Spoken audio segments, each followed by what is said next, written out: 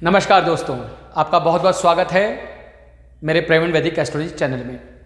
दोस्तों, आज का टॉपिक बहुत सरल टॉपिक है, बहुत साधारण टॉपिक है, लेकिन धन की दृष्टि से बहुत इंपॉर्टेंट टॉपिक है।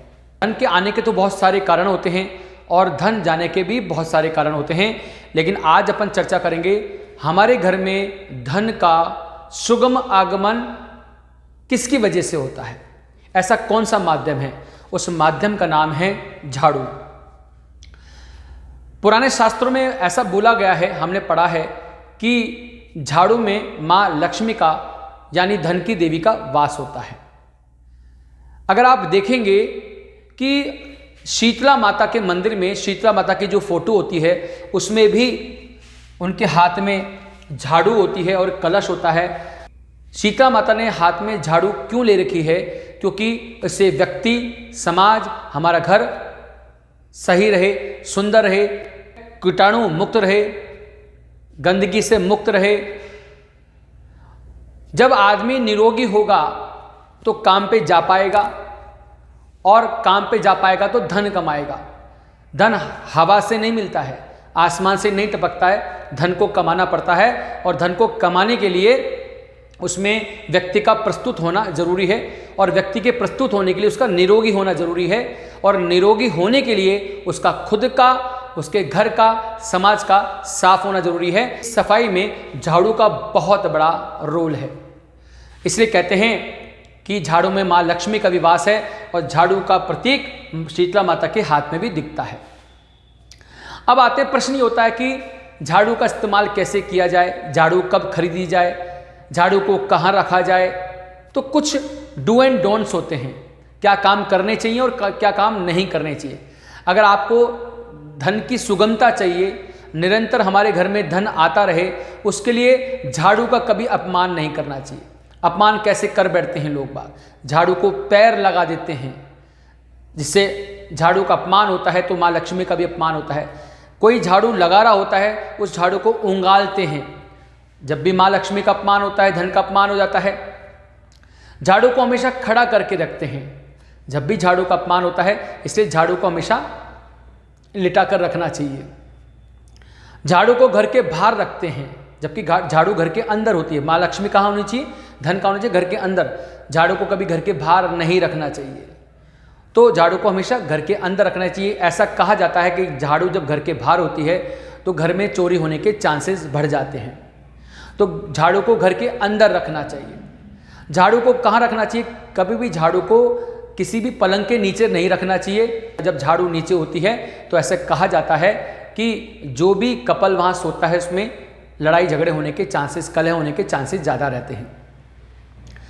जब झाड़ू कब लगाई जाए? सबसे पहले झाड़ू लगाने का नियम होता है, सबसे पहले हम उठें और उठने के बाद में हमारी काम वाली बाई कब आएगी उसका इंतज़ार न करें, घर की बासी झाड़ू जरूर लगाएं। ऐसा कहते हैं अगर झाड़ू न लगे तो ईश्वर भी, देवता भी हमारे घर में नहीं आते हैं, तो सुबह सुबह उठते बासी झाड़ू जरूर लगनी चाहिए। अगर वह भी न लगा जाए तो भगवान के कमरे की झाड़ू, अगर भगवान का मंदिर जहाँ है वहाँ तो झाड़ू अवश्य लगनी ही चाहिए, जब भी माँ लक्ष्मी का आगमन घर के अंदर होता है। दूसरी चीज़, जब कभी कोई व्यक्ति, घर का सदस्य घर के बाहर जाएगा, जाते ही उसके पश्चात झाड़ू नहीं लगानी चाहिए, तुरंत बाद झाड़ू नहीं लगानी चाहिए, कुछ समय रुकने के बाद झाड़ू लगानी चाहिए। झाड़ू कभी भी संध्या के टाइम नहीं लगानी चाहिए। कचरा क्या होता है? कचरा दरिद्रता का प्रतीक है और झाड़ू उस दरिद्रता को खत्म करती है। कचरा बाहर किया जाता है, झाड़ू को हम अंदर रखते हैं।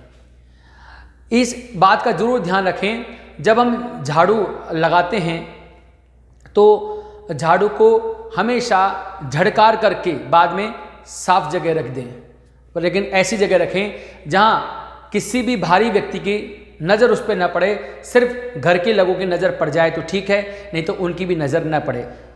झाड़ू ऐसी जगह रखी जानी चाहिए। अगर कोई किराएदार है, जब किराएदार घर बदलता है तो जब भी घर बदले तो अपनी झाड़ू हमेशा अपने साथ ही लेके जाए। ऐसा कहा जाता है अगर वो झाड़ू घर में छोड़ गया पुराने वाले घर में तो लक्ष्मी भी वहीं छूट जाती है।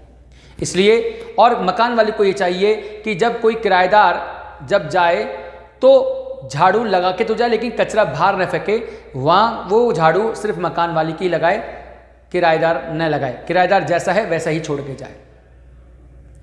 अब बात करते हैं झाड़ू लेनी कब चाहिए।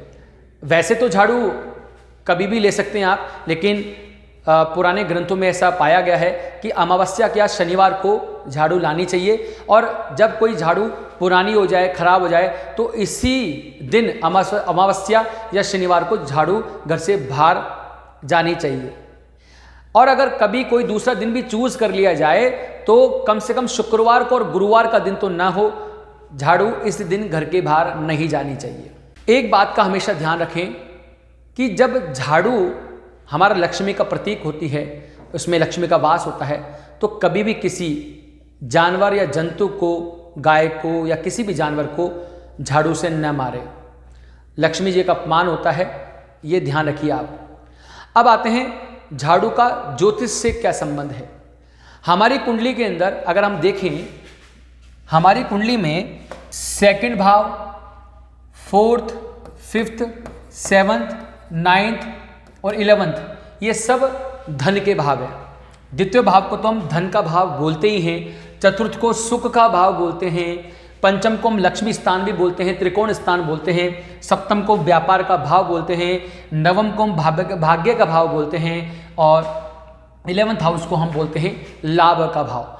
तो कहीं ना कहीं सारे भाव धन से जुड़े हुए हैं। अगर आपने डायरेक्ट रूप या इनडायरेक्ट रूप से झाड़ू का अपमान किया तो कहीं ना कहीं ये भाव सारे खराब होने लग जाते हैं।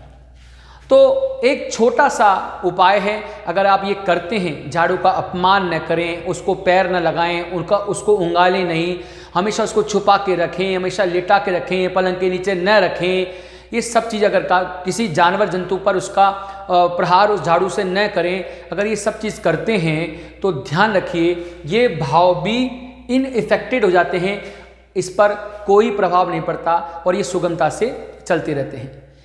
तो घर जितना साफ रहेगा, जितना सुंदर रहेगा, वहाँ लक्ष्मी का वास जरूर रहेगा।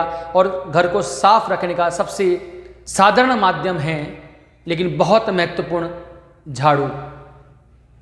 आशा करता हूँ ये आपको टॉपिक अच्छा लगेगा, आप ये करके देखिए।